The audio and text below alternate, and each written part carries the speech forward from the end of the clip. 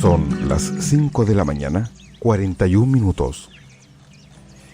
Y esta es la confianza que tenemos en Él, que si pedimos alguna cosa conforme a su voluntad, Él nos oye. Primera de Juan, capítulo 5, versículo 14. Feliz día, le habla el pastor Andrés Santiago de Radio en Oración.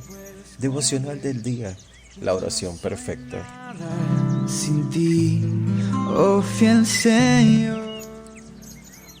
Hay un caso de un hombre rico que producía mucho y él derribó sus alfolíes y lo edificó mejor, y allí juntó todo su fruto, todos sus bienes, y lo juntó. Y había un mendigo a la puerta, había mendigos deseando hartarse, comer de las migajas que caían de la mesa, pero a ninguno les dio. Ese rico subía todos los días al templo a orar, y junto a él siempre su hijo Samuel. Así eran las oraciones del rico: te doy gracias que no soy como los otros.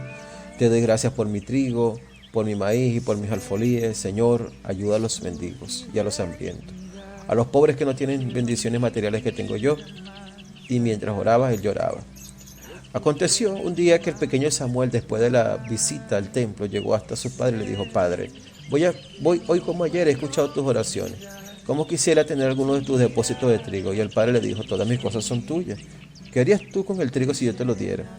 Y él respondió: yo contestaría tu oración.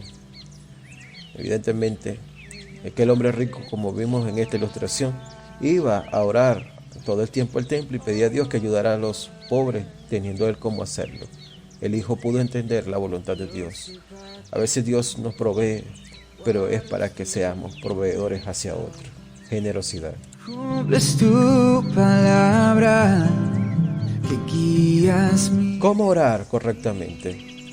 No tenemos que estar decretando ni declarando, ni mucho menos sentirnos mal si luego de orar las cosas no salen como pedimos.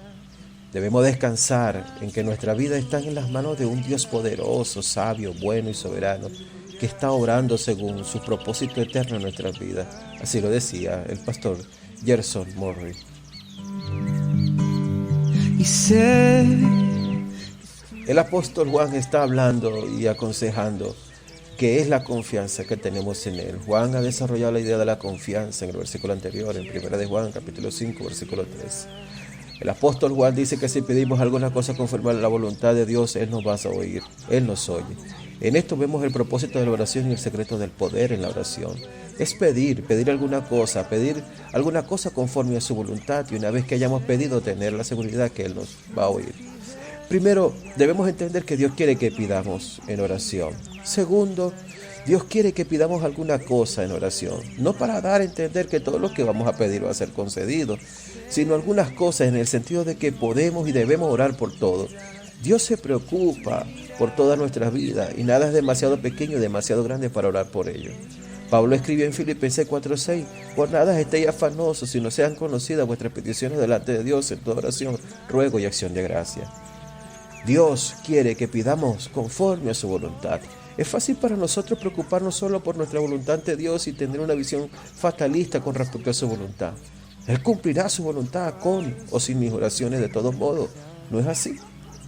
Pero Dios quiere que veamos y discernamos su voluntad a través de su palabra y que oremos según su voluntad para que actúe. Cuando Juan escribió esto, es posible que haya tenido en mente las propias palabras de Jesús que se registraron en Juan 15:7. Si permaneces en mí, si mi palabra permanece en vosotros, pedid todo lo que quiera y os será hecho. Cuando permanecemos en Jesús, entonces nuestra voluntad se alinea cada vez más con su voluntad y podemos pedir lo que deseamos y pedir más y más conforme a su voluntad.